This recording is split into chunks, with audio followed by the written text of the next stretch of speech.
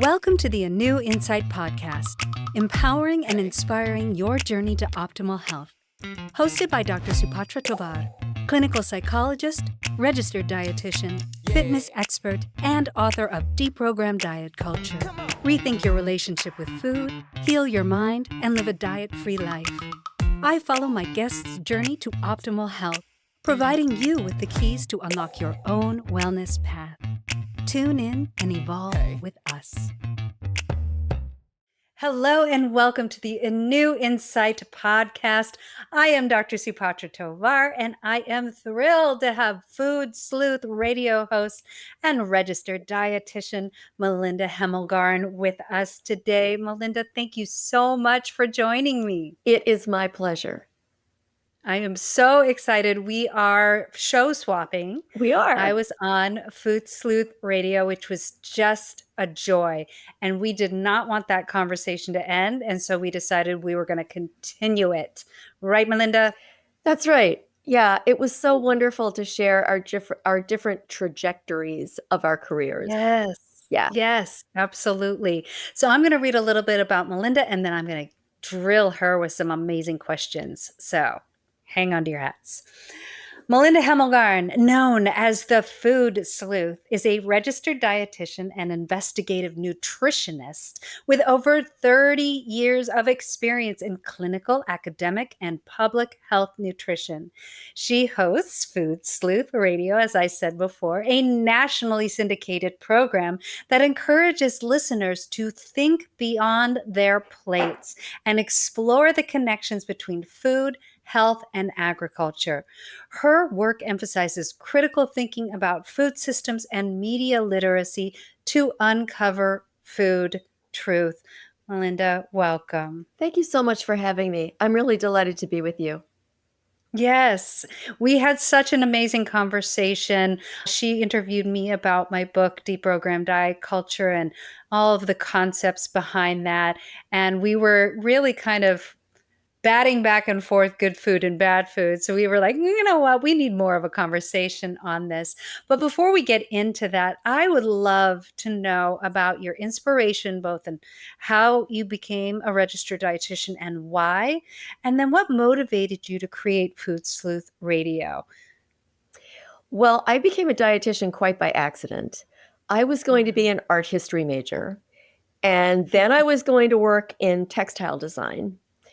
And I ended up going to Florida State University, and textile design somehow planted me in the College of Home Economics. And the rule at the College of Home Economics is that you have to take one class in all of the different disciplines offered within that college. And so I took child development, I took home economics, and then I took a nutrition class. And I still remember the day I sat in that classroom and learned that you could actually heal disease and prevent disease with food. And I have never stopped loving this profession. And typical of the dietetics trajectory, you do a dietetic internship, which I did at the New York Hospital in New York City. And then I became a dietitian, and it's a long story how I got here, but I live in the Midwest now because I fell in love. And I moved here, and my first job was at the Veterans Hospital. So typically, when you become a dietitian, you start out doing clinical work, if that's your path, the clinical route. And I saw a lot of illness that could have been prevented. I also saw a lot of poverty. And I realized then that I wanted to work farther upstream, and I wanted to work in prevention. And I live in Columbia, Missouri, which is a college town. So I went back to school and got my master's in human nutrition and food systems.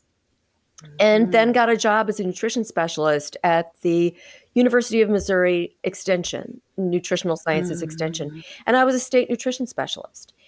And I answered questions from all over the state. And I heard a lecture from, do you know the dietitian Doris Derillian? I don't. So she's based in California. She's older than me. She's hilarious.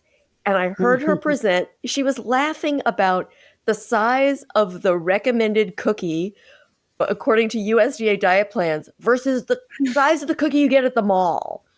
And she said, people really don't get their nutrition information from dietitians. They get it from the media. Yes. And that opened the door. And I thought, if that's where people get nutrition information, then I am going to be in the media. And Oh, wow. Yeah. So I started a nutrition communication center at the University of Missouri and worked with reporters from really all over the country, talking about issues of the day. And at the time, the big issue, it still is a problem, but we've got many more to deal with. But at the time, it was childhood obesity.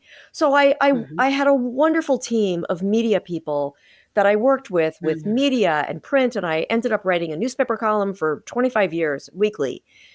I just wanted to reach many, many people through the media. And I've been in love with the media really ever since, as a tool for good, a platform for good. Yes. Yes. Well, I do relate to you a lot. I think when you go into your clinical dietetics rotation, you do see all aspects of health and disease, and you do see how it could have been prevented. People would always make fun of us dietitians in the cafeteria having salad at lunch. And we were like, well, we were just up on the floors. So we really do want to eat well so we don't end up on the floor. But yeah, I totally relate to that. And I think it's so important that we have the truth in nutrition out there, but we don't really see that all the time. And I really want you to define food truth, because I think so many people are so confused about nutrition. We're in a time right now, especially when you connect it to diet culture, that there's so many misconceptions about nutrition, about what we should be eating, what we shouldn't be eating. It is so confusing when you look at your media feed on your phone or you're watching television. You encourage people to think beyond their plates. What is food truth, and what does that mean for consumers?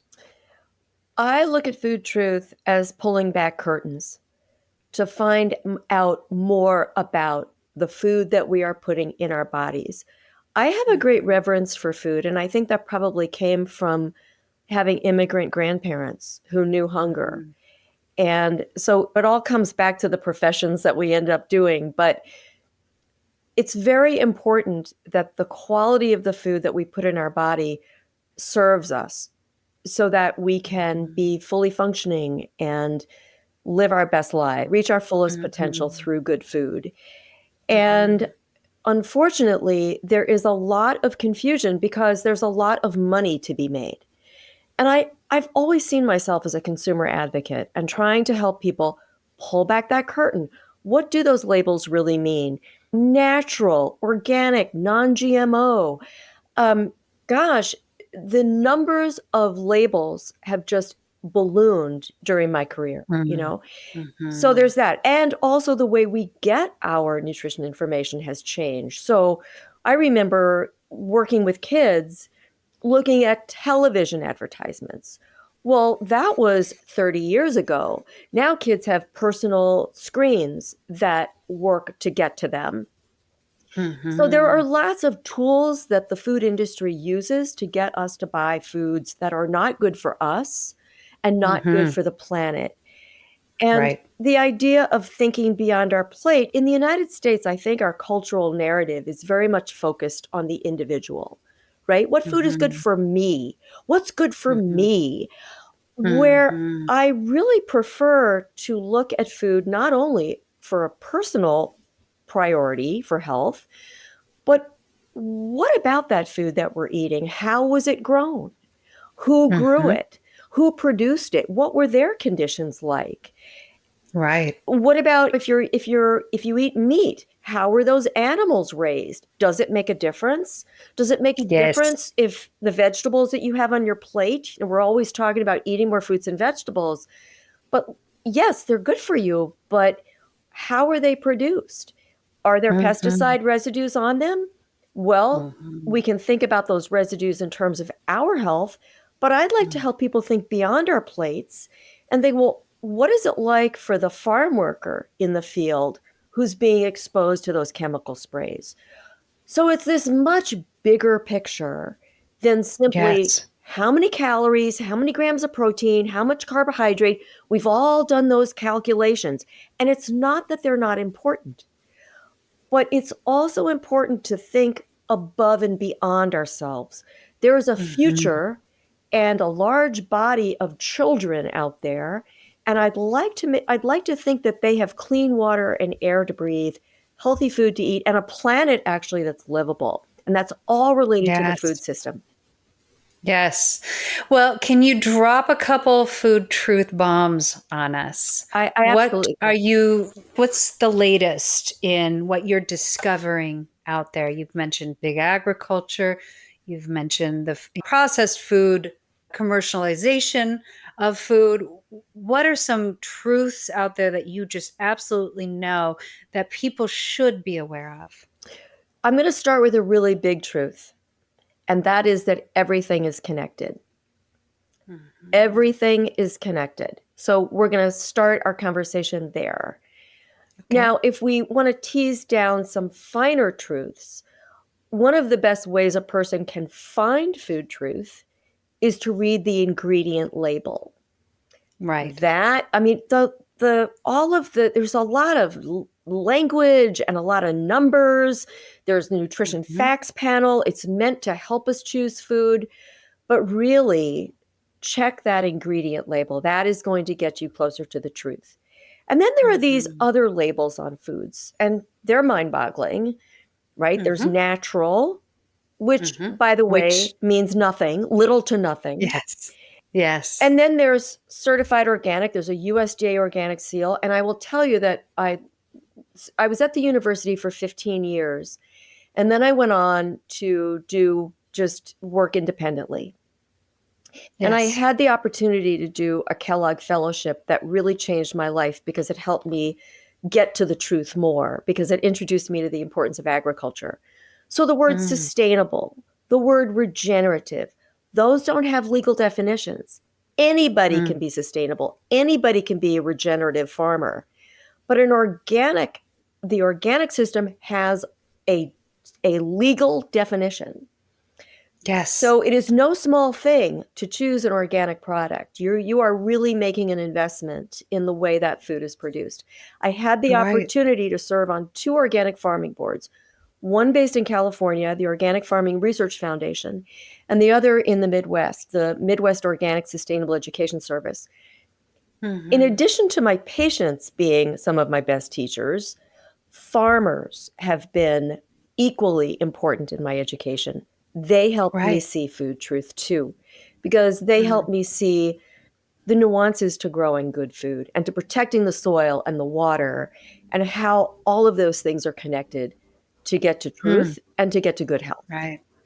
Right. So, ignoring the natural, regenerative, sustainable, but really you can put some faith into the organic label.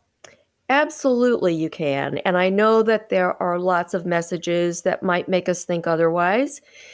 If there's a headline, it's sort of like one bad apple spoils the whole bunch. Don't let that Mhm. one apple do that.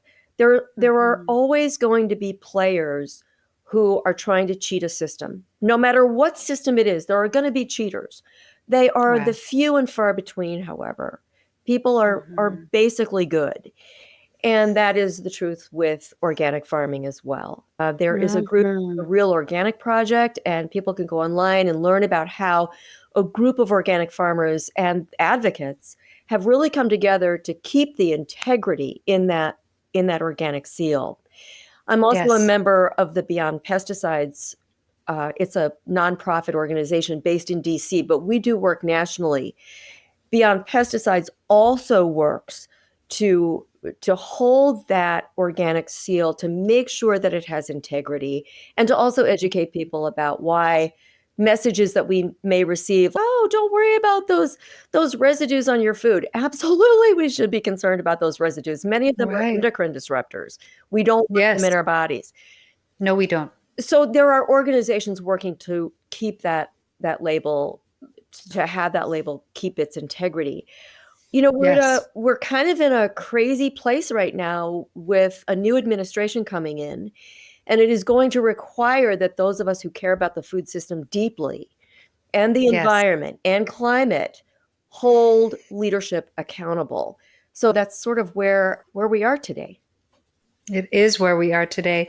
And you had mentioned lower income people, of course, being living in food deserts, having little access.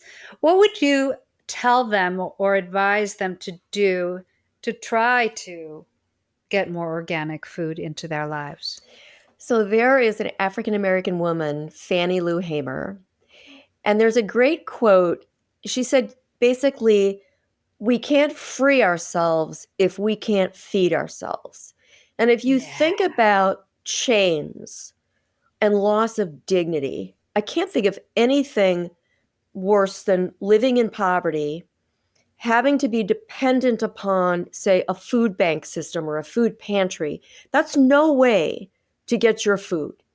It's a Yes. shame that in the richest Mm. nation in the world, we have to have people who are living in poverty by no choice of their own.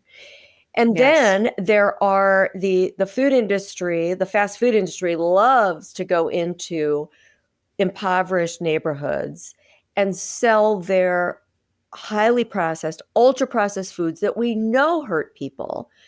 Hmm. So there's very little choice. We hear so much about choice. There are illusions of choice, Yeah. but really individuals have a very hard time making healthy choices when there are no healthy choices available to them. Mm-hmm. So what can we do? First of all, we can have compassion, and we can Yes. work towards policies that take people out of poverty so that they have the freedom to go to the supermarket or go to the farmer's market and buy what they want that is culturally appropriate for them to eat. Yes. So you think, well, you're a dietitian. Why are you talking about living wage legislation? I'm talking about living wage legislation because we want to make sure that our patients, our clients, are able to buy the food that they want to eat, the healthy food that we recommend, Supatra, right? Right. Right. So individuals working together, if there's an opportunity to work in a community garden. Yes, I was just going to say they're so powerful. They have a ton in Los Angeles that I think are just so empowering. You can grow your own organic food. It may take a little effort, but when you think about the cost savings of growing your own organic produce, it's unparalleled. That's right. And you can grow the kinds of foods that are culturally appropriate to you that may not be available to you in a supermarket. So if you look at big urban areas, Los Angeles, absolutely. Look at Detroit, right? Look Yeah. at these empty lots that were converted to community gardens. There is a Yes. strong and powerful network of real food warriors who are Yes. working to bridge that horrific and unjust gap where people want to Yes. eat well. Everybody wants their children to be healthy and to feed them the Mhm. kind of food we recommend. We have to make it Absolutely. available to them, whether it's having a living wage and a job with justice, or if it's having access to a farmer's market or your own community garden. I'll tell you a story about community garden. I live in a neighborhood just a mile from campus. People use lawn chemicals because they've been sold into thinking that having a perfect lawn is worth putting poison on their grass. Poisons drift, and they have killed some of the vegetables that I try to grow in my garden. So I got a community garden plot this year, and Oh, I wow. grew okra for the first time. Yay. And do you know that by eating okra all summer long, I was able to drop my cholesterol and my blood sugar dropped by 10 points. Food Yay. as medicine, and we have to make that Absolutely. medicine available to everyone. Yes. Oh my gosh. Preach. I'm with you all the way. Now, let's actually get into good food versus bad food. This is something that we were batting back and forth on your program. And in my clinical practice, it is very important that my clients adopt a food neutral mindset because they come in to my practice with that very distinct morality around food. This food's good, it's got the halo, this food is the devil. And what that actually ends up doing is creating a lot of psychological battle within yourself. You know, you're trying to stay within the good food, but if you go to the bad food, you're going to go into a guilt and shame spiral. And actually removing that label of good and bad helps people to then actually stop binging. But it's a really hard concept for a lot in the medical industry or in dietetics because we really do assign a health value to food. So I want you to kind of navigate through that. Good food versus bad food. Does labeling it good or bad impact people's relationship with food, particularly people with eating disorders? And what's your thoughts on maybe even shifting the narrative to healthful and less healthful? How do you navigate that as an RD? This is such an important conversation that we're having, especially what I love about you is that we are both dietitians. You have gone into working with individuals with eating disorders and dysfunctional eating. Mm-hmm. And I don't work in that world anymore. I work with the interface or the intersections of agriculture, environment, climate, Mm-hmm. and health. So Yeah. we look at this differently. And what I love about having this conversation with you is that we can explore all of these different nuances in the language. I guess I want to back up and I want to ask, first of all, how did foods get a good or bad connotation? Like, who owns that message? Like, how did somebody get to feel badly about themselves for eating a food that was labeled bad by who? Right. Right. That is a really nuanced question. And I don't know if I have the answer to that. I think it goes back to an apple a day keeps the doctor away. That's kind of, I think, where things like that started.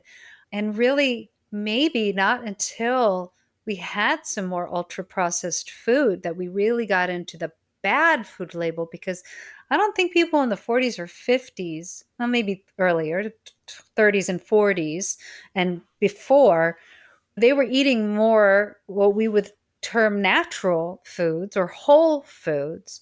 It really wasn't until food processing came into play. But what do you think? Well, it's interesting. I'm listening to you think back to the 1940s, 1950s, whatever. So I'm really blessed in that my mother never dieted. Mm-hmm. So I did not grow up with good food, bad food.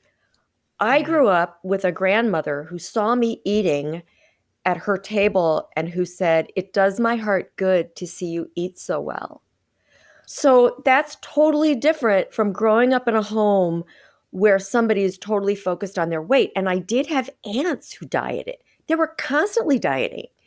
And, I could see them tell themselves, don't eat that, eat this. And they would have these horrible tasting diet sodas.